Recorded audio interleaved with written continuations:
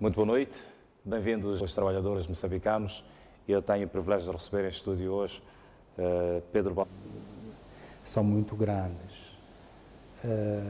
Neste momento é muito difícil colocar a questão em termos de justiça salarial. Há justiça salarial porque o processo assim o prevê, há consensos alcançados. Agora, conforme o meu parceiro diz, é muito difícil que alguém afirme que está satisfeito com o salário. No entanto, é preciso reconhecer que, por exemplo, as negociações deste ano decorrem numa altura particularmente difícil para o nosso país, mormente por causa da crise que afeta Moçambique e da crise que, de uma maneira geral, afeta a economia internacional. E então, falar da justiça salarial neste período particularmente difícil não é um tema muito famoso, é um tema muito discutível. São os salários que são possíveis de serem pagos. São aqueles que resultam, e ele já o disse, ainda bem que não sai da minha boca, de um processo muito aturado, de um processo penoso, de um processo que envolveu discussões muito árduas. Não foi fácil chegar aos números a que se chegou. No entanto, são os salários possíveis, resultam de consensos, eles vão implicar sacrifício de parte a parte. Vão implicar sacrifício porque o trabalhador, antes mesmo da conclusão do próprio processo do reajustamento salarial, já viu o seu salário corroído porque alguns preços já se agravaram justamente naquele período. Portanto, adivinham-se tempos difíceis, tanto para os trabalhadores e para o... Continuação de tempos difíceis, porque não são tempos exclusivamente imputáveis a estas negociações. Já temos uma situação que vem de trás. Ora, isto vai implicar também um sacrifício muito grande por parte das empresas. Algumas empresas estão a fechar as portas, outras estão em vias de fechar as portas, outras estão numa luta titânica para que isso não aconteça. E as empresas terão que se reestruturar de acordo com o panorama econômico do país. Os gestores das empresas terão que repensar nos modelos das suas estruturas organizacionais, terão que repensar nos seus organogramas, terão que pensar nos seus processos de produção, nos seus processos de vendas. Existe isto. Por exemplo, temos um incremento salarial numa ordem percentual, não aceitam um aumento de faturação e invocam a crise. E a empresa está num dilema. Não aumenta para conservar a sua carteira de clientes ou vai aumentar sob o risco de perder alguns clientes. E alguns deles, dos maiores da empresa, porque infelizmente, empresas que nunca olhavam para o espectro financeiro, quando recebem propostas negociais, quando abrem concursos, hoje olham para o fator preço. E então as empresas estão nesse dilema. E não vai ser um ano fácil, vai ser um ano dificílimo, mas só é fácil ou difícil para quem está lá a lidar com as diversas situações, e é isso que os empresários estão a fazer. Finalizando, e para sintetizar a resposta à sua pergunta, não questiono muito a questão da justiça salarial, porque são os salários possíveis, melhores dias virão, nós todos temos crença nisso, porque as crises não são efêmeras, as crises... E esta não é a última, está-se a bater sobre nós esta crise, depois iremos para um momento melhor E momentos menos bons virão à frente. Agora, o que temos que fazer é continuar a lutar. Agora, não vamos pensar nesses momentos futuros. Temos que pensar no momento presente, como sair desta crise. Essa é a questão.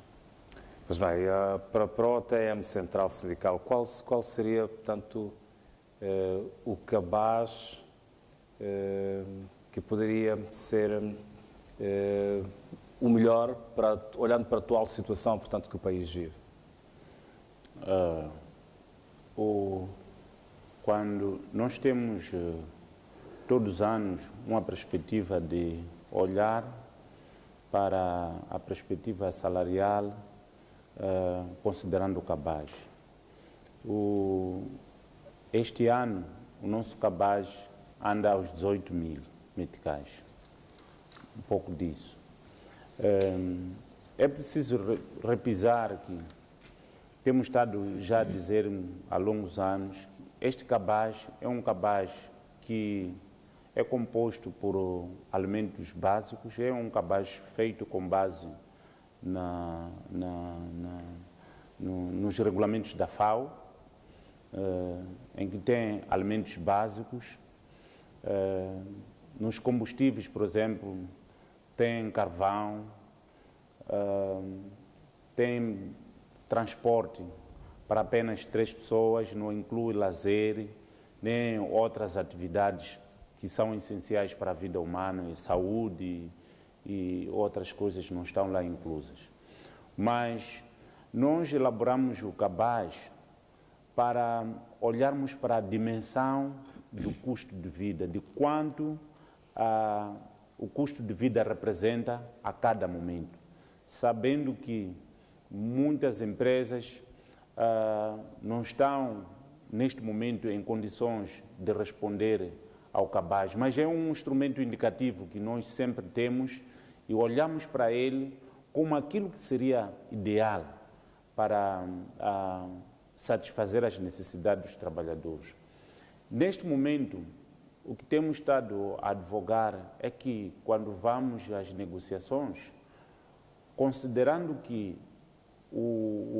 a inflação é perca do poder de compra, então, no mínimo, temos que conseguir recuperar aquilo que perdemos, o poder de compra. Porque o que nós fazemos anualmente, não estamos a negociar salários, estamos a reajustar os salários. Ainda não estamos na fase de negociar salários. Negociar salários seria numa situação em que estamos num nível de inflação zero, ou pelo menos atingimos a meta da inflação e a partir daí negociarmos aquilo que é acima da inflação. Mas só para atingirmos a componente de recuperar a inflação tem sido difícil. E desde o ano passado, este ano, a inflação está a 2 dígitos. E quando, no ano passado, no ano 2016, esteve acima de 20%. No ano 2017, esteve a 15,1 percentuais. E quando é assim, se o salário do trabalhador não consegue, ou seja, as negociações de reajustes salariais não conseguem, pelo menos, corrigir a inflação, pode-se ver que é uma situação muito mais difícil e penosa para o trabalhador. E como disse meu colega, acima disso, depois do processo das negociações salariais, há sempre uma situação de aumento de preços. É verdade que algumas empresas têm uma margem difícil de manobra, dependendo do tipo de empresas, mas já há aquelas que, quando há maior inflação, eles tentam recuperar aumentando os preços. O que nós temos estado a dizer é que é preciso haver um equilíbrio, não é? Entre o aumento do preço e o nível salarial. Por que a gente diz isso? É que partimos do princípio de que qualquer empresa que produz bens e serviços, estes são para o consumo das pessoas. E para as pessoas consumir, precisam ter dinheiro. Então, há aqui um equilíbrio que tem que ser encontrado. As empresas têm de produzir e colocar os seus produtos e bens de serviço no mercado, a nível de ser comprados, sob risco de elas vão produzir, mas a quem espera que possa adquirir não tem condição para adquirir esses bens e serviços. Pois bem, e olhando para, portanto, para os ramos de atividade e os setores de atividade, portanto, os aumentos salariais que foram efetuados ou que aconteceram, os reajustes salariais que aconteceram, qual julga que deveria ter sido aquele que eventualmente devesse ter beneficiado de alguma atenção especial em relação ao outro, se bem que todos são fundamentais, são importantes para o desenvolvimento da economia do país? É difícil olhar nessa perspectiva, porque as negociações salariais, eles têm um critério. O critério que é usado, primeiro, é a produção, não é? O PIB setorial. Depois, tem a inflação que é geral, não depende do setor. Então, partindo de pressuposto de que há uma fórmula acordada que tem como base o PIB do setor mais a inflação, então fica difícil dizer qual é que devia ser mais privilegiada. Isso seria uma ideia no sentido de que aquilo que eu gostaria que fosse, mas se formos na regra, o que eu diria era de que em todos os setores, se no mínimo conseguíssemos estar acima ou ao nível da inflação, isso já era importante. Existem setores, por exemplo, que tiveram uma produção negativa, mas fez esforços parte a parte por considerar que a crise não só afeta as empresas, mas também os cidadãos de uma forma geral, e houve um incremento salarial. Por isso, fica difícil, se eu tivesse que escolher, talvez escolheria a agricultura, mas as pessoas haviam de perguntar, e os funcionários públicos, que são a maioria deste país, talvez eu dissesse, a economia do país está baseada, ou pelo menos a perspectiva, é que é a agricultura. Então, se a agricultura estivesse bem, quem sabe o país também podia estar um pouco melhor. Então, não é fácil escolher um setor que seja de preferência, que esteja melhor. Todos os setores deviam estar melhor. Pois bem, Pedro, o Presidente da República reagiu às várias críticas que foram lançadas, portanto, pela sociedade sobre o aumento salarial aprovado na última semana e reconheceu que é pouco, mas é o possível. A questão que eu coloco, assim, a provocação, é como CTA, e, enfim, em que medida é que julga que esta insatisfação da sociedade pode influenciar ou pode prejudicar, eventualmente, os níveis de produção e de produtividade dos próprios trabalhadores? Bom, aí temos uma relação de causa e efeito quando falamos do salário dos trabalhadores. Em termos da doutrina, dos compêndios de gestão, todos nós sabemos que o salário que o trabalhador recebe pode constituir ou não motivo para a sua satisfação versus insatisfação. Não tenhamos ilusão em relação a esse aspecto. Agora, quando discutimos matérias como esta, é necessário que tenhamos algumas cautelas e, sobretudo, quando falamos de questões estratégicas do país, porque nós estamos a olhar mais para questões imediatas, o aqui e agora, mas nós estamos a pensar em questões estratégicas que podem tornar até insustentável a estabilidade do nosso país. Vou lhe dar um pequeno exemplo. Os níveis de crescimento demográfico do país situam-se entre 16% a 18%. Estamos a caminhar para os 30 milhões de habitantes em Moçambique. Ora, o PIB tem vindo a baixar. Está neste momento em 3,6%, 3,7%. Veja a discrepância que existe entre o crescimento populacional e o correspectivo crescimento econômico que deveria existir. É uma disparidade muito grande. Isto, a médio e a longo prazo, vai ter consequências nefastas para a nossa economia. Então, temos de começar a pensar numa estratégia a médio e a longo prazo.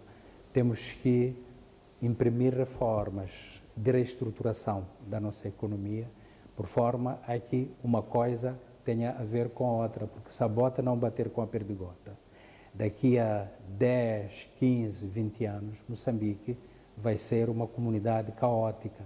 Então, é preciso conjugar esforços no sentido de as coisas caminharem juntas, alinhadas, haver uma coincidência de fase para que não sejamos uma sociedade insustentável. Como é que se faz perceber, portanto, uma sociedade que o caminho a seguir é esse, quando tem, como se diz na gíria, o cinto cada vez mais apertado até onde já não pode mais?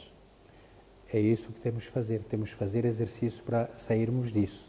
Nós temos que, em primeiro lugar, reestruturar, tomarmos medidas estruturais da nossa economia.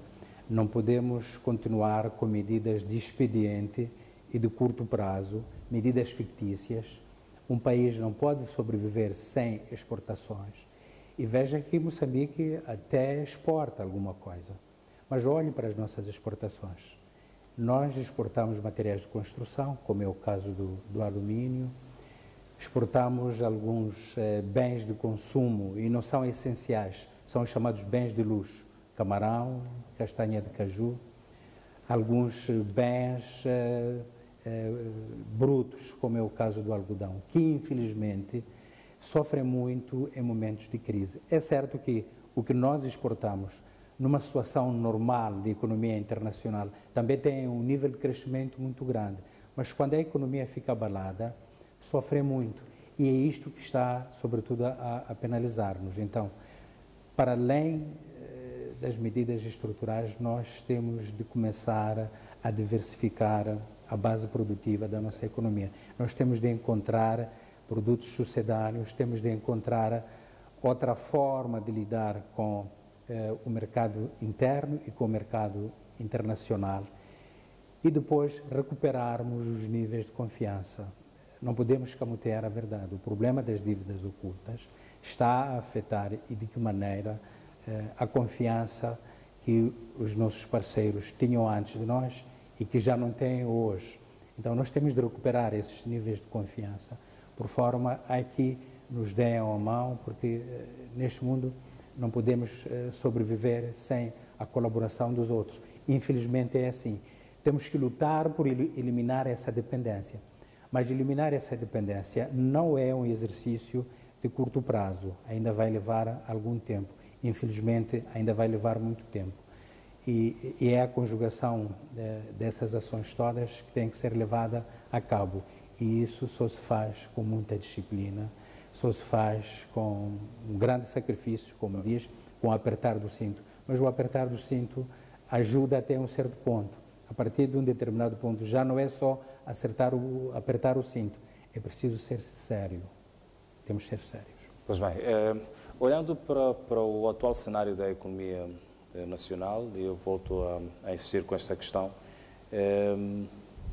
o crescimento do PIB, o crescimento populacional, demográfico e por aí afora, o cenário melhorará para o trabalhador, nesta questão dos reajustes salariais, poderá melhorar apenas, portanto, com o início da exploração do gás, do petróleo, do Rovuma, ou então outros cenários se podem abrir, eventualmente, ao longo deste percurso, destes caminhos, para que os reajustes salariais estejam um pouco aproximados daquilo que é a situação, portanto, de vida dos trabalhadores?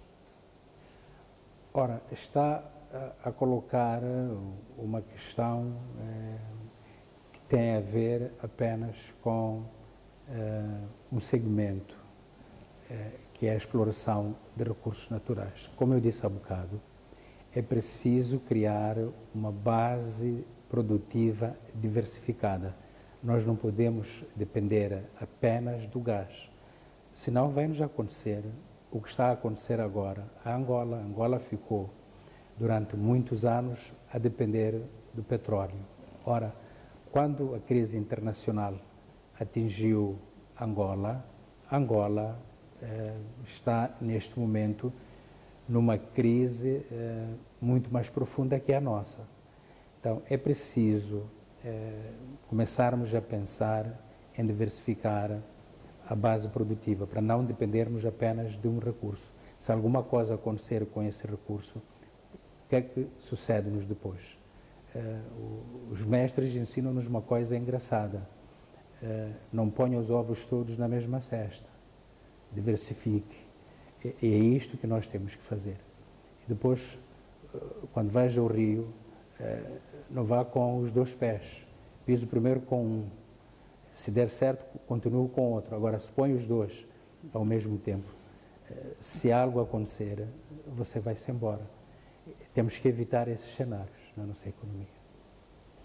Pois bem, face a este cenário, em que os aumentos foram por aí na ordem de 5%, 18%, 260 meticais, e os trabalhadores a dizerem que foi apenas uma coça e que, enfim, nada suficiente para mudar, portanto, a sua condição de vida, o aumento do preço do combustível, o aumento do preço dos bens alimentícios de primeira necessidade, o aumento das despesas escolares dos filhos e por aí fora. Face a este cenário, como é que a OTM se posiciona e como é que olha, portanto, que vai defender esta causa dos trabalhadores que é enfim, justa? Bom, a OTM olha este cenário como toda a sociedade está a olhar, de que alguma coisa deve ser feita para mudarmos o cenário. Porque se temos este país é para os moçambicanos. E os moçambicanos estão a viver neste país, precisam de, não vou falar de uma boa vida, de uma vida aceitável. Então, o que nós vamos continuar a fazer é defender políticas que possam atenuar situações como estas que estamos a passar nos dias de hoje. Eu penso que o nosso governo deve ir repensando as políticas que usa para diversos setores da economia. Por exemplo, a questão dos transportes. Temos estado a ver o esforço que é feito para comprar novos autocarros, mas pessoalmente não tenho a certeza se já encontramos a solução do problema do transporte. Parecendo que não, é um elemento importante no processo da produção. Se um trabalhador que vive nos arredores de qualquer cidade, ele precisa de 3 horas de tempo para chegar ao seu local de trabalho. Ele, por vezes, tem que acordar às 3h30 para se apresentar ao serviço às 7h30 ou às 7h. Quando ele chega, já está desgastado em termos do esforço físico. Muitos, quando chegam no serviço, às vezes têm que levar 10, 15 minutos, tirar uma soneca. Então, o problema de transporte é um problema sério que interfere no processo de produção. Quando ele está a trabalhar, quando olha para o relógio, faltam 10, 20, 30 minutos para sair, já não está concentrado no processo de produção. O que ele pensa é como é que eu chego a casa o dia de hoje. Então, este, como outros problemas, precisam de ser repensados. Meu colega disse Numa situação de crise, normalmente se encontram medidas imediatas para resolver situações imediatas, mas precisamos de ir pensando de medidas reestruturantes, aquelas que podem perdurar por muito tempo e podem sustentar a estabilidade econômica e social do país.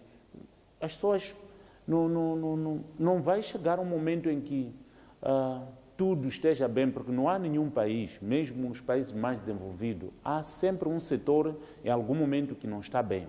Mas estamos a dizer as condições básicas de produção. Se nós, hoje, a nossa economia não está bem, como disse o meu colega do painel, uma das coisas é que não estamos a conseguir exportar. Não estamos a conseguir exportar porque não estamos a produzir, ou se estamos a produzir, não estamos a conseguir exportar nas condições em que podemos tirar maior proveito. Por exemplo, temos a questão do agroprocessamento, que já é um debate de longa data, que nós defendemos que a agricultura é uma das soluções deste país. Mas quando falamos da agricultura, não é produzir o milho, exportar o milho.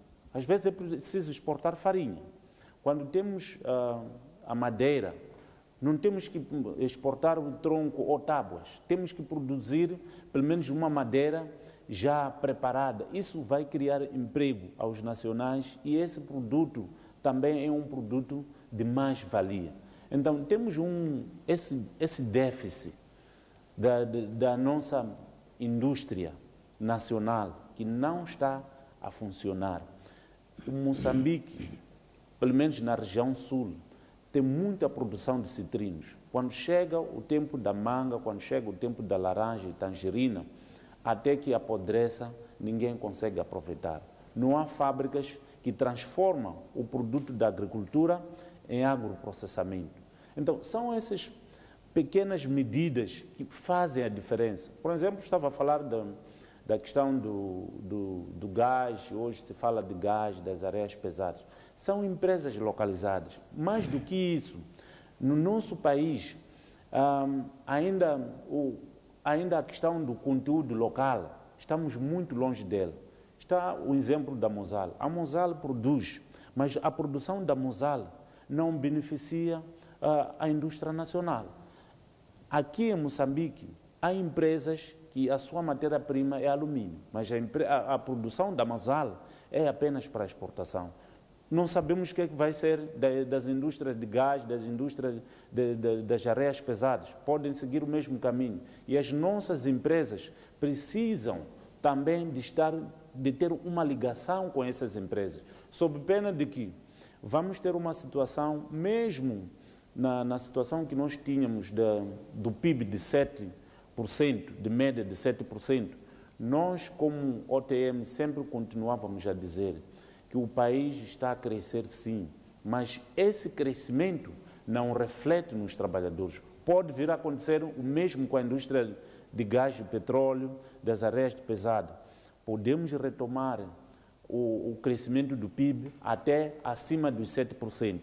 Mas se este crescimento for circunscrito apenas a essas empresas, vamos ver que não vai fazer muita diferença do ponto de vista da população de uma forma geral. Vai fazer diferença na economia do país, porque isso representa a entrada de divisas nos cofres do Estado. Mas o que nós defendemos é que estas grandes empresas, elas têm que ter ligação ou ligações com as pequenas e médias empresas nacionais. Pois bem, Pedro Baltazar, nas CTA estão concentrados os empregadores deste país e a questão que eu lhe posso colocar é que estratégias é que os empregadores encontram também para minimizar este sufoco pelo que passam, portanto, os trabalhadores moçambicanos. É verdade que os empregadores também, face à situação económica do país, vivem algum sufoco, mas existirá alguma estratégia pensada para minimizar, portanto, este sufoco? Nós temos um instrumento que exercitamos sempre, que é o DPP, o Diálogo Público-Privado. E a nossa luta é que sejam imprimidas reformas estruturais de apoio ao setor privado. O meu consorte já avançou aqui com alguns exemplos disso. O nosso país tem privilegiado, e acho que faz bem, para atrair investimento estrangeiro no país, grandes projetos. Ora, a economia dos países não se faz com grandes projetos. Grandes projetos são exceções. A regra dos países são pequenas e médias empresas. É aí onde nós temos cometido erros. Nós não estamos a investir nas empresas que constituem o sangue da economia. Quem faz o giro econômico de um país são as pequenas e médias empresas. Como ele já disse, são as empresas que pagam salários aos trabalhadores, que é para os salários terem poder de compra para irem comprar bens e serviços que as empresas vendem, gerar impostos para o país, para que a máquina do Estado funcione. Os impostos são isto, é o preço que nós pagamos para vivermos numa sociedade civilizada. Onde é que o Estado vai buscar o dinheiro? Vai buscar do aforro dos trabalhadores e do aforro das empresas. Então, temos vindo a lutar, através do diálogo público-privado, para que sejam imprimidas reformas que apoiem ao setor privado. Apenas para completar o raciocínio que temos vindo a fazer, o outro erro que nós cometemos é que nós não temos no governo, se temos, ainda é muito incipiente. Um governo não pode funcionar sem projetores. Nós temos que ter projetores dentro do governo, cuja função essencial é fazer projeções, dizer, se nós escolhermos este caminho, o resultado vai ser este.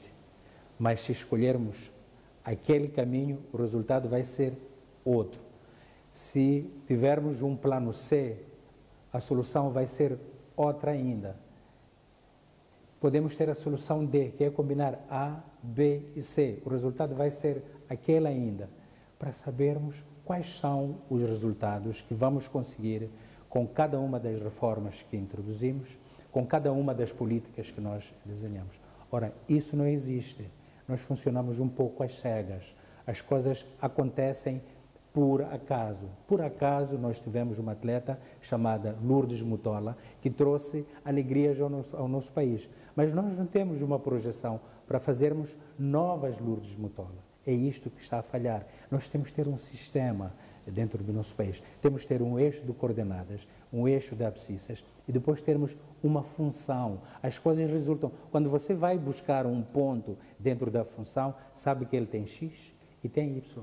É isto que está a faltar na nossa economia e nós temos que começar a pensar nos projetores. E depois temos que ir pensando nos impulsionadores de inclusão, aquilo que são os indicadores sociais. Os nossos parceiros, sobretudo externos, quando olham para nós, olham muito profundamente para os indicadores sociais. Estamos a falar da qualidade de vida das pessoas. Estamos a falar da qualidade de educação das pessoas. Estamos a falar da qualidade de atendimento que as pessoas têm quando vão aos hospitais. A qualidade das nossas escolas, a qualidade das nossas estradas. Ele já se referiu a isso. Há muita coisa em que nós melhoramos, por exemplo, ao nível do direito do trabalho. Há muita coisa em que nós evoluímos, em quase tudo nós evoluímos. Mas se for a olhar para o direito dos transportes em particular, nós regredimos muito em relação ao tempo colonial.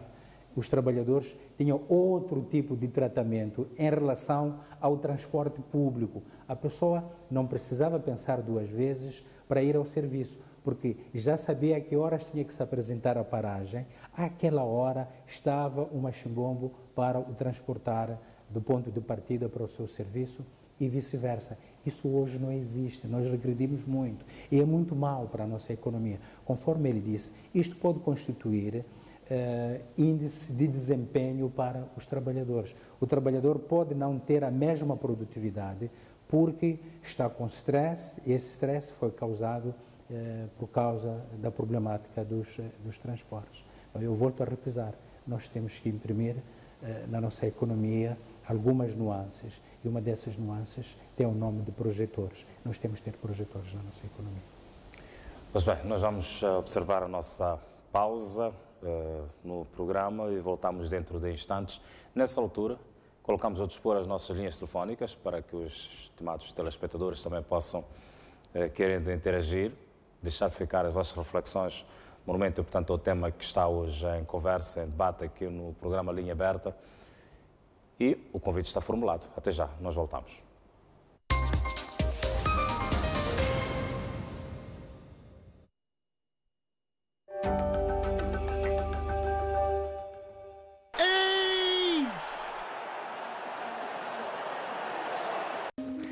Dizem-nos que ela é frágil, que é a mulher quem cuida do lar. Dizem-lhe que ela não pode mudar o mundo, que a última palavra é sempre dele e que é o homem quem paga as contas. Mas isso é apenas aquilo que dizem. Aqui há um banco que me conhece. No Millennium Beam, há uma solução ideal para as mulheres deste milénio. Tem acesso a um plano de poupança atrativo, um cartão de débito com descontos e um seguro de saúde. Solução Mulher, a oferta ideal para as mulheres deste milénio. Millennium Beam, aqui consigo.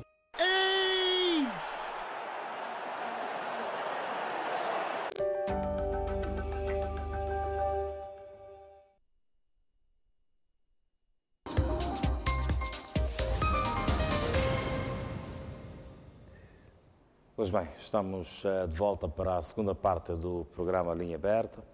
O nosso tema de hoje é salário mínimo e justiça salarial em Moçambique.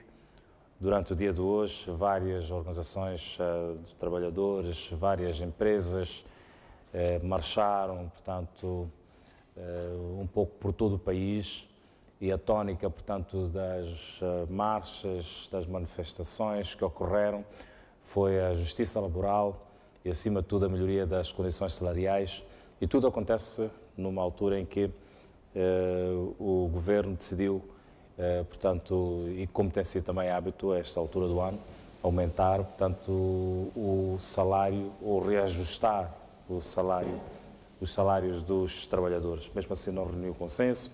A Organização dos Trabalhadores de Moçambique, que é a principal organização sindical do país, entende que o salário mínimo deveria ser muito mais alto, olhando para aquilo que, portanto, são as dinâmicas de vida dos moçambicanos.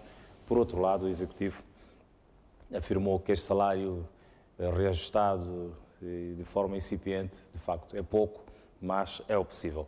O estimado telespectador tem neste momento a possibilidade de também interagir. Eu vou falar com o primeiro, trata-se de Castigo. Muito boa noite, bem-vindo ao programa. Sei que liga-nos da Matola. Boa noite, sim. Estou que é muito tarde, mas queria interagir também, dizer que o transporte nos prejudica muito para chegar no serviço de verdade. Faz favor? Sim, eu estou melhor, estamos a ouvi-lo, Castigo. Sim, então, o caso de transporte nos prejudica. Nós chegamos no serviço, há vezes que nós acordamos, não conseguimos chegar no serviço porque nos falta o transporte, às vezes não são um valor mesmo para pouco transporte. Por exemplo, nós estivemos aqui na Matola para chegar até o serviço, usamos vários chapas para chegar lá. Então há muita dificuldade. O transporte mesmo nos prejudica. É verdade. Muitíssimo obrigado pela sua contribuição. O Castigo aqui é preferir, portanto, fazer a sua abordagem em relação à questão de transporte. De qualquer das formas, o nosso tema de fundo é salário mínimo e justiça salarial em Moçambique.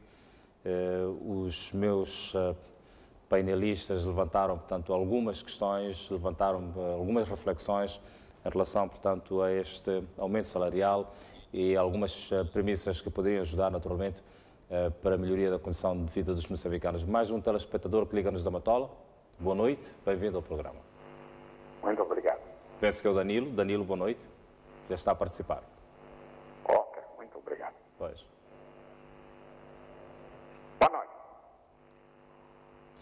Sim. Danilo, pode dizer Daniel, perdão. Daniel, pode dizer-nos qual a sua reflexão em relação ao tema que está hoje em debate? Muito obrigado.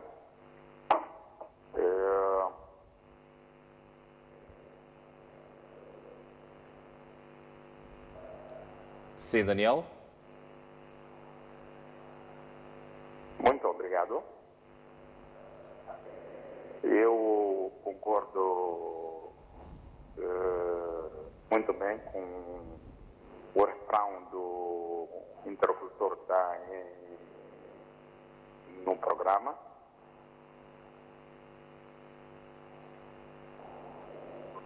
Ele, quando ele disse que, pronto, há um parágrafo que está em conta com aquilo que seria automaticamente com aquilo que é a redução do salário de nível nacional.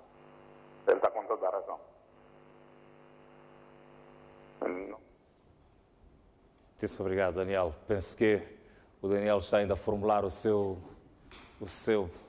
raciocínio. Nós vamos dar-lhe a oportunidade, querendo de voltar a ligar e deixar ficar, portanto, o seu pensamento em relação, portanto, ao tema que está neste momento em conversa, que é o salário mínimo de justiça salarial em Moçambique.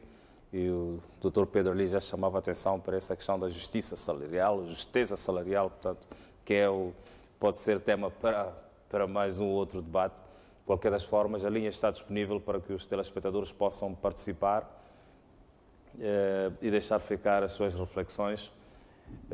A OTM afirmou também durante a última semana não estar satisfeito com o atual nível salarial e o cabaz que foi calculado para a situação atual do país revela qualquer coisa como 16 mil meticais, mas enfim, não foi desta ou ainda não é desta, vai ser necessário, portanto, algum exercício. Vamos já em Açoro para falar com mais um telespectador. Trata-se de Zidane. Muito boa noite. Muito boa noite. Tenha a bondade, já está a participar. Por favor, eu quero participar no que respeita ao salário mínimo. Alô?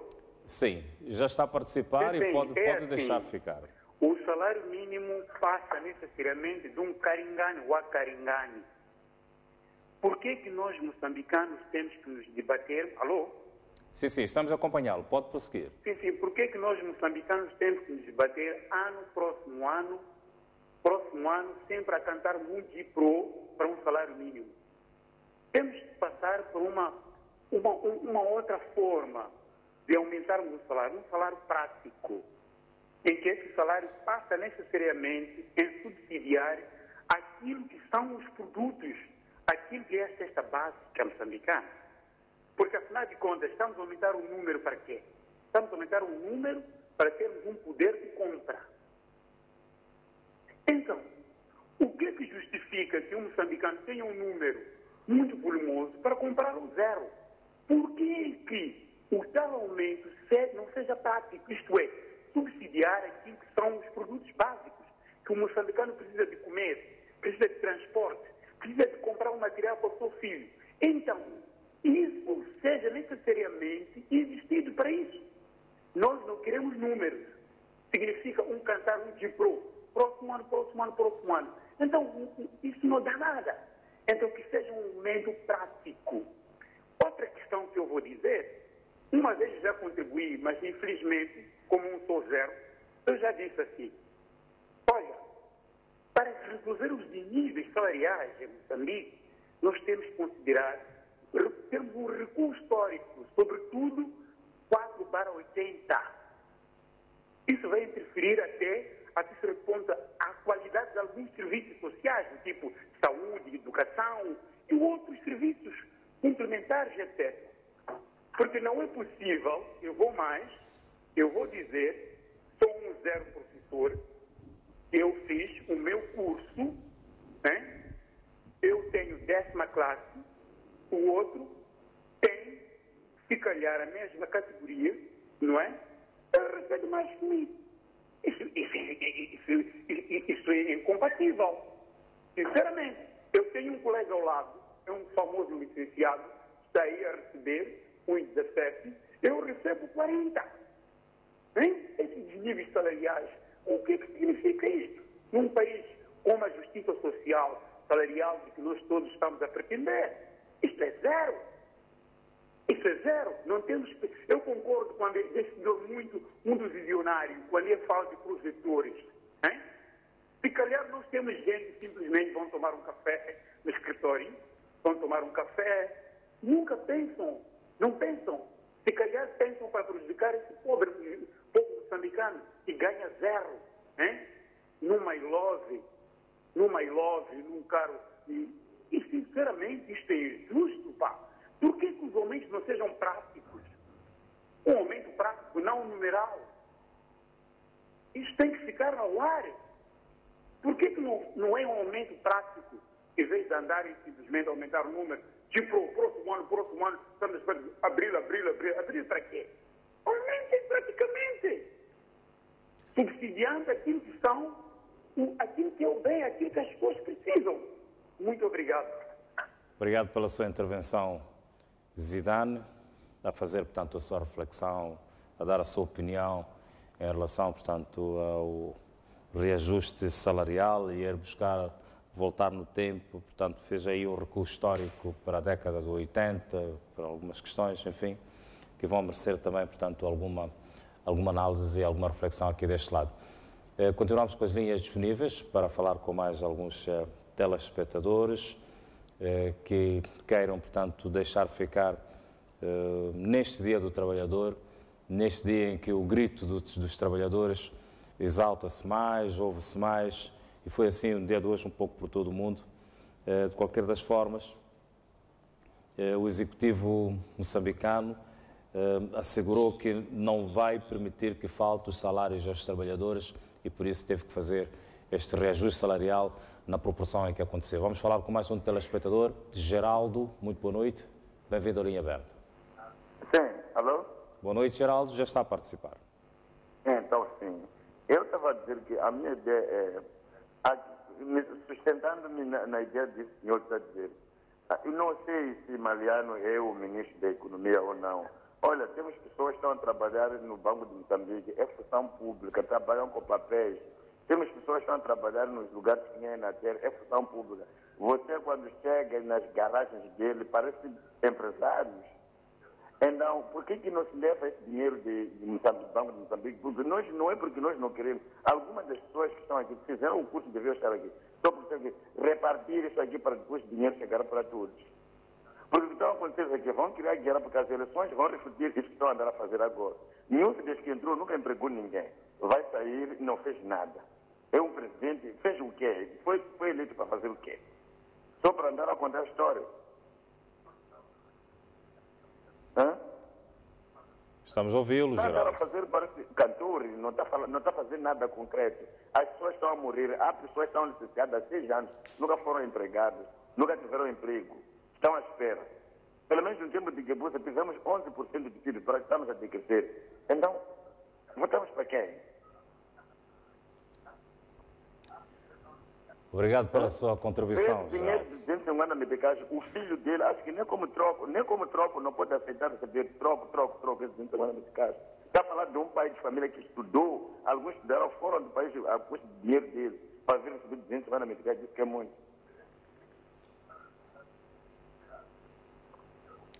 Geraldo, obrigado pela sua contribuição.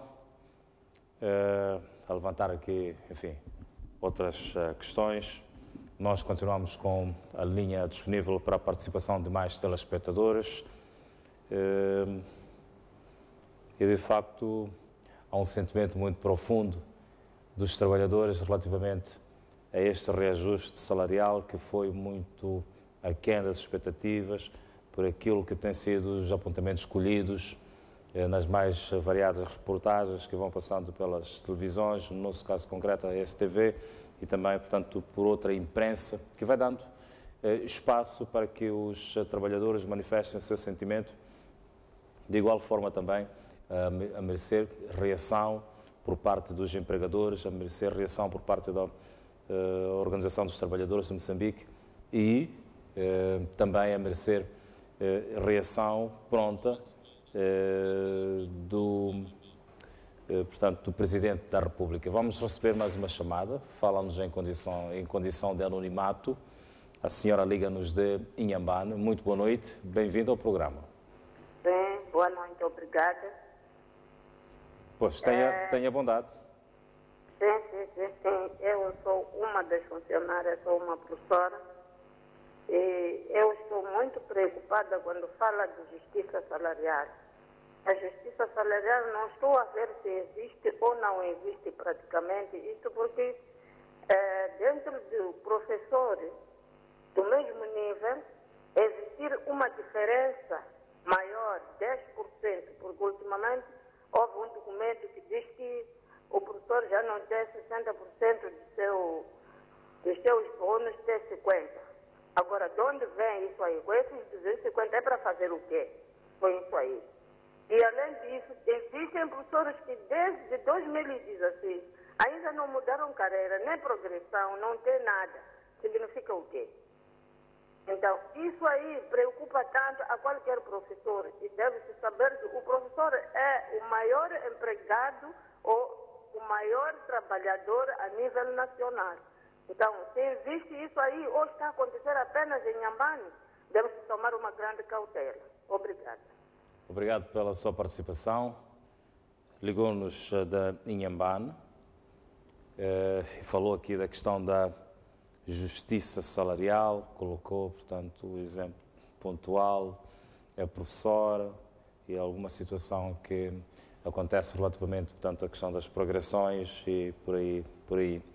Este anúncio do reajuste de salário mínimo pelo Conselho de Ministros da última terça-feira, 24 de abril, tem estado, portanto, a este anúncio a seguir-se, portanto, algumas críticas ao Governo. Enfim, vamos falar com Julius, liga-nos da Matola, é mais um telespectador que quer deixar ficar o seu sentimento, a sua opinião. Boa noite, Julius, já está a participar. Boa noite.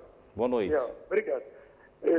Queria dizer o seguinte, acho que todos vocês que estão aí sabem muito bem que não existe justiça salarial. Não sei se estão ouvindo. Sim, nós estamos a ouvi-lo perfeitamente.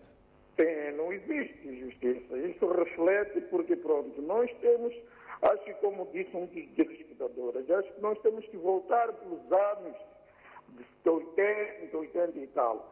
Eu recordo uma vez a STV chamou, acho que era o senhor diretor nacional de lá dos salários, então ele começou a justificar por que não sei. Porque há certas pessoas que recebem 100 e tal, 200, 300 e tal, em determinado, no único país. O que essas pessoas fazem? Vamos lá ver nos bancos, vamos lá ver empresa de seguro. Todos esses aqui têm salários acima de 200, 100 e tal. O que esses fazem? Como é que eles fazem? O que fazem em determinados outros? Por que o país não pode tentar colocar o salário em detrimento do trabalho que o funcionário está a fazer? Tentar reajustar o salário. E eu também gostaria de alguns telespectadores que dissem, em vez de estar cada ano, é só um número, porque não aumenta nada, se aumenta 50 meticais, aumenta 100 meticais, o que está a aumentar? Agora com problema de transporte, com problema de aumento de combustível, principalmente as pessoas que vivem na Matola. Como é que essas pessoas vão viver? Como é que eles vão fazer? Como? Não falaram por isso mesmo agora a educação. Está muito abaixo a quem. Se nós vamos, senhor Hermínio, vai agora nas escolas, aqui na cidade de Maputo, na Manhanga, Josina Machele, que são escolas do grupo A, em que nossos dirigentes estudaram nessas escolas. Quem é o filho de um dirigente que está estudando nessas escolas? Quantos eles metem nos colégios? Quitaba, onde, Miriam? Por que não metem nessas escolas públicas? Por quê? Porque eles sabem, não sei o quê. Preferem meter lá, pagar não sei o quê, muito dinheiro, não sei o quê. Para quê? E por que não aumenta? Você vê agora a utilidade, você pode ver as estradas todos os dias, STV, Miramar, estão a reportar estradas, não sei o que, nossos filhos não estão a fazer nada, nem estrada, nem o quê. Quer dizer, você vê, afinal, como é que esse país vai desenvolver, como é que vai ser? E como é que esse trabalhador vai sair da Matola às 5 horas, fica na paragem, quer chegar não sei que é o serviço, depois vai ter aquele moral. E por isso mesmo agora nas funções públicas, você chega lá, as pessoas estão sentadas, muita burocracia, não sei o que, as pessoas estão desanimadas.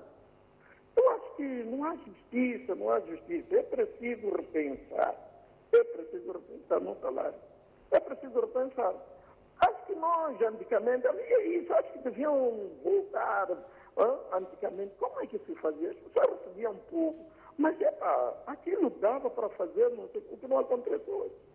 Você sabe ver as pessoas com a mesma categoria, na mesma empresa, não sei, outro recebe não sei o que, com o mesmo nível, e você não sabe qual é a explicação. O diretor nacional, uma vez veio aqui na STV, não soube explicar. Algumas pessoas ligaram, ele não soube explicar a disparidade de salário em Moçambique. Não soube explicar. Então, termina, esse é um problema. Eu acho que tem que se estudar métodos, não sei o que, mas essa coisa de todos os anos é para negociar salários, não sei o que. Eu acredito que os nossos painelistas estão aí, realmente eles estão. Mas não há como, eles terão que se conformar, não tem como. Muito obrigado. Muito obrigado, Júlio, por esta sua intervenção. E algumas intervenções estão envoltas, enfim, alguma emoção, que também carrega-se um bocado de emoção. O assunto é tão sensível, que os nossos estimados telespectadores não conseguem conter, portanto, alguma emoção quando se expressam. De qualquer das formas, deixam ficar o seu pensamento, e nós agradecemos o facto de estarem desse lado, a ligar, a participar do programa e a deixar ficar, portanto, o pensamento em relação a este nosso tema de hoje, que é um tema também muito importante na vida e para a vida dos trabalhadores, a questão do salário mínimo, a questão da justiça salarial em Moçambique. Vamos até a cidade da Beira, vamos falar com o Shabane. Muito boa noite. Boa noite, já está a participar. Eu vou poupar tempo. Eu acho que um dos grandes problemas em relação à questão do salário tem a ver quando o salário ainda for determinado na base política, vamos ter problemas de justiça que não vamos conseguir superar. Quando nós pudermos, né, criarmos um nível de competitividade, quando nós começarmos a promover concursos, o problema é quando a gente diz que não, um ganha mais que o outro, porque o outro é chefe, é diretor e é nomeado na base política, na base de confiança, não na base de concurso. Então, quando nós todos concorrermos, né, e eu perceber, ok, tá bem, não, ele ganha aquele valor que ele ganha porque ele merece, ele tem um nível de sabedoria, um nível de conhecimento superior ao meu, de facto, né, para desempenhar aquela função, diz ok. Agora, quando for na base de confiança, na base política, né, e as pessoas vão reclamar sempre, é por isso que as pessoas estão a reclamar até hoje, vão continuar a reclamar sempre, né? Como é que um cidadão que é menos competente que eu, né, ganha mais do que eu? Por quê? Porque ele foi nomeado chefe, porque a posição de chefia, né, facilita-lhe, né, a beneficiar de salário superior em relação às pessoas inferiores. Então, eu acho que tem que se rever e temos que começar a nomear as pessoas na base de concursos. Vamos promover concursos, porque essa é uma base mais justa, mais transparente para a promoção, para a progressão. Não há outro critério. Vamos criar um júri. Temos aqui, né, tantas vagas, tantos postos, tantas posições, para tantas pessoas ocuparem essas posições, as dimensões são essas. Né? E as pessoas vão concorrer, aquele que perder vai ter que sujeitar-se a aceitar. Aquele que ganhar, tudo bem. Agora, dizer que não, as pessoas foram nomeadas na base de confiança, base política, vamos ter problemas. Eu vou poupar tempo. Muito obrigado. Muitíssimo obrigado pela sua intervenção, Shabane, Rigunos da Beira. Também deixou ficar, portanto, a sua reflexão em relação ao tema. E este terá sido o nosso último telespectador. Gostávamos de poder ouvir mais reflexões, mais pensamentos em relação ao nosso tema, mas não vai ser possível comportar todos eles. Ficará para uma próxima oportunidade.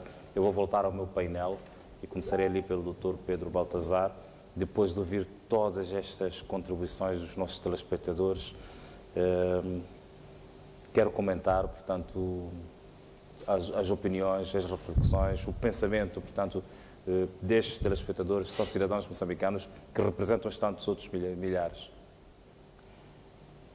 Muito bem, milhões. Milhões, exato.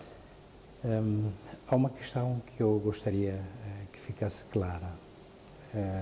Os painelistas que escolheram para hoje vêm aqui discutir questões que estão relacionadas com os setores para o reajustamento salarial de 1 a 8. Não está aqui nenhum representante do setor 9. A maior parte das intervenções diz respeito ao setor 9, que é o setor público. Então, nós não temos elementos em mão que nos habilitem a discutirmos, seja o que for, porque não sabemos quais foram os critérios para a discussão do salário. Relativamente aos nossos setores de 1 a 8, eu devo deixar claro que resultam de consenso. Pode não ser o consenso que cubra as expectativas das pessoas, mas empregadores e representantes dos trabalhadores, que são as estruturas representativas dos trabalhadores, os sindicatos, sentaram-se com o setor privado e negociaram estes salários. Gostava de clarificar isso, em primeiro lugar. Em relação às questões que foram colocadas, pode ter estranhado o senhor Castigo da Matola ter falado do transporte e pensarmos que foge do tema que estamos aqui a discutir, mas não foge. É um tema diretamente conexo com o que estamos a discutir. Veja, o trabalhador que vive na Matola e trabalha em Maputo, ou vice-versa, ou nos outros pontos do país em que têm que fazer ligações ou trabalham longe do seu domicílio, são capazes de gastar 30% a 40% do seu salário só em transporte. Não dizemos mais nada. Então não estranhe que ele tenha colocado esta questão. Ele sente na pele que do seu orçamento 30% a 40% rubrica apenas para o transporte, para ir ao trabalho e voltar para casa. Isto pesa muito, portanto, tem a ver com o salário. Em relação às outras coisas, aos outros aspectos que colocam, nomeadamente os subsídios, os produtos básicos, a função redistributiva, muitos deles focam isto, a função redistributiva, os critérios para a ocupação de determinadas funções, dá-se primazia a critérios políticos quando deveriam seguir-se outros critérios, nomeadamente técnicos. São questões que se enquadram naquilo que tínhamos falado na primeira parte desta nossa conversa. É preciso pensar em reformas estruturais, é preciso pensar em reformar também os indicadores de inclusão. Isto cai nos indicadores de inclusão.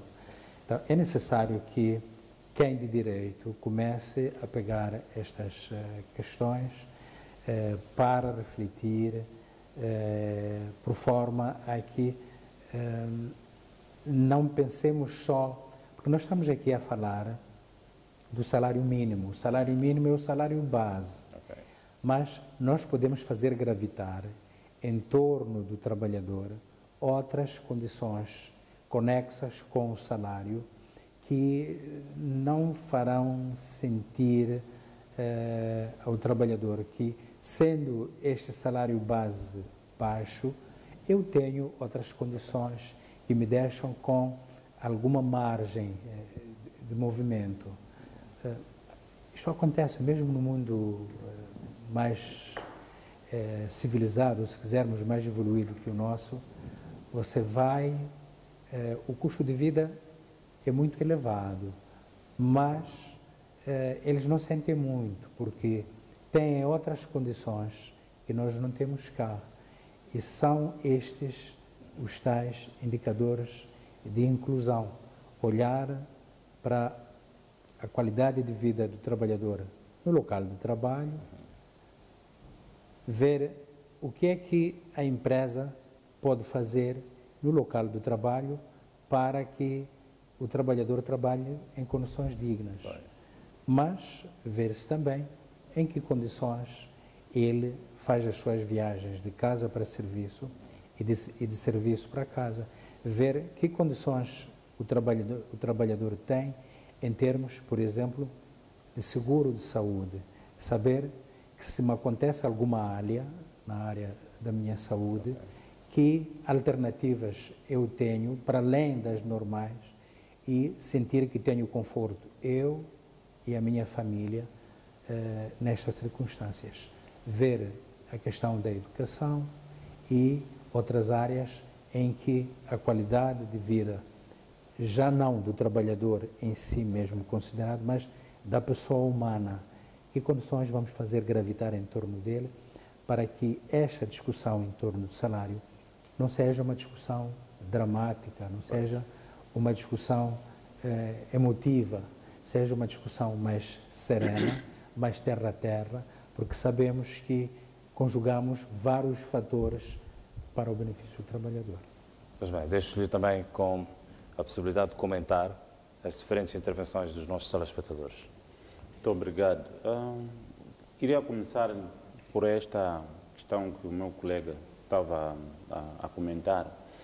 Na verdade, quando olhamos para a questão, tomando como ponto a intervenção do Zidane, de que estamos sempre a aumentar os salários, depois para onde vamos?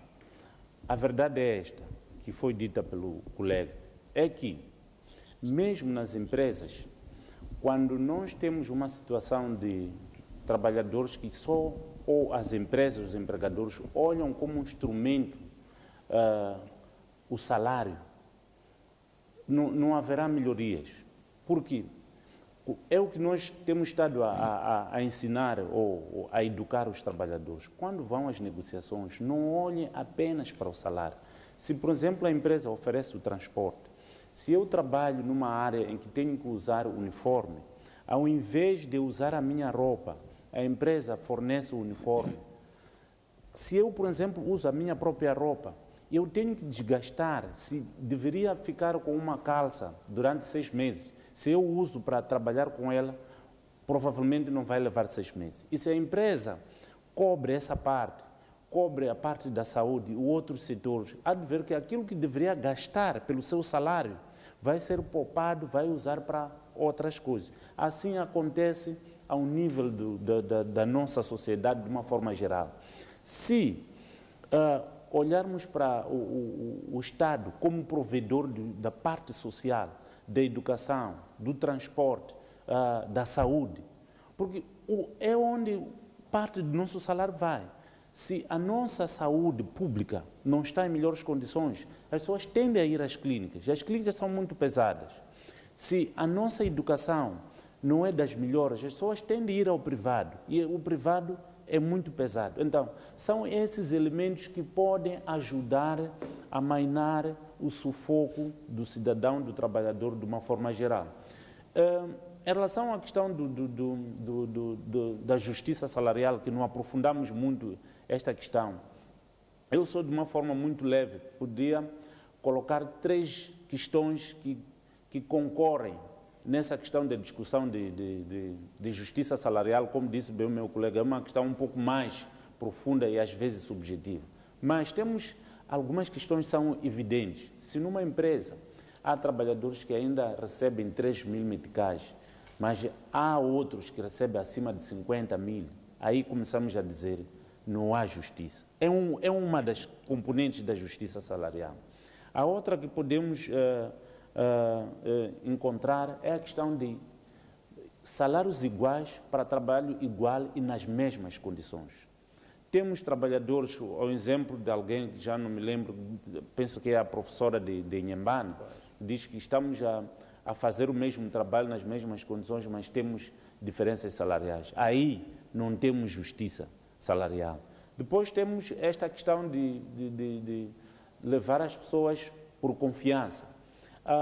As diferenças salariais, elas são importantes no processo de gestão empresarial, não é? Porque eles criam competitividade. Não estou aqui a querer dizer que as pessoas têm que ter o mesmo salário. Isso nunca pode acontecer. Mas há que haver a razoabilidade nas diferenças. E depois há algumas empresas ou mesmo instituições públicas, estatais, em que, tendo situações de pessoas que recebem um salário mínimo, há pessoas que, só de olhar, têm condições astronômicas. E isso cria essa injustiça salarial, porque a pessoa olha para si e depois olha para a outra pessoa. As diferenças são muito maiores, que são quase não aceitáveis. Por fim, temos a questão do setor público. Bem disse o meu colega, que é o setor novo. Talvez teria sido importante que viesse alguém que representasse o setor novo, mas neste momento, porque ainda não há sindicato da função pública legalizado, a OTM, junto com o sindicato da função pública, este que existe, tem estado por trás deles, não é, a proceder o diálogo. E uma das coisas que nós temos advogado faz muito tempo é de que, quando se vai negociar o salário na função pública, já foi aprovado o orçamento. E qual é a margem de verdadeira negociação que existe numa situação em que o orçamento do Estado já foi aprovado? E temos estado a falar isto há muito tempo. Digo com felicidade, este ano o governo reconheceu e disse que a partir deste ano as negociações salariais no setor público vão decorrer antes da aprovação do Orçamento Geral do Estado. Não temos grandes expectativas no sentido de que vai haver melhorias salariais, mas é o princípio da negociação que não estava a ser ferido, porque o governo sempre se apresenta com limitações e são limitações óbvias. Se o Orçamento Geral do Estado já foi aprovado, há uma margem sobre a qual não pode ultrapassar. Então, se isso acontece antes da aprovação do Orçamento Geral do Estado, penso que é um meio caminho andado para uma verdadeira negociação. Não digo do ponto de vista de valores que vão ser obtidos, mas do conceito da negociação. Por fim, a questão do salário mínimo. É preciso sempre recordar que o salário mínimo ele foi criado como um instrumento de proteção. Como um instrumento de proteção no sentido de que nem todos têm capacidade de negociar. Se o país dissesse cada empresa negocia o seu salário mínimo, poderia estarmos numa situação de caos, porque há empregadores que são desonestos, e preciso dizer isso, pode não ser a maioria, mas existe. Então, este salário mínimo é um salário de proteção. A partir daí, todos os salários começam a fluir. Não há nenhum salário que pode ser pago abaixo do salário mínimo. Então, não podemos nos apegar ao salário mínimo como se fosse aquele que é um salário que deve ser pago. É um salário que não deve ser pago abaixo dele, pura e simplesmente. Então, é preciso relevar esta questão do salário mínimo. É um salário para proteger as pessoas, para que não hajam aqueles que tenham salários, quer dizer, quase de zero. Então, eu gostaria de deixar um pouco frisada esta questão de salário mínimo como um salário de proteção. Eu quero agradecer a vossa presença aqui no programa. O tempo esgotou. Infelizmente foi tão rápido, tão bom, tão rápido, que o tempo esgotou. Agradeço a presença do Dr. Pedro Baltazar e também do Dr. Damião Simango no programa e as contribuições que deixaram ficar. Eu espero por vós numa próxima oportunidade. Para si, estimado telespectador que esteve a acompanhar-nos até esta altura também, agradeço a sua audiência e marcamos encontro para a próxima terça-feira. Muito boa noite.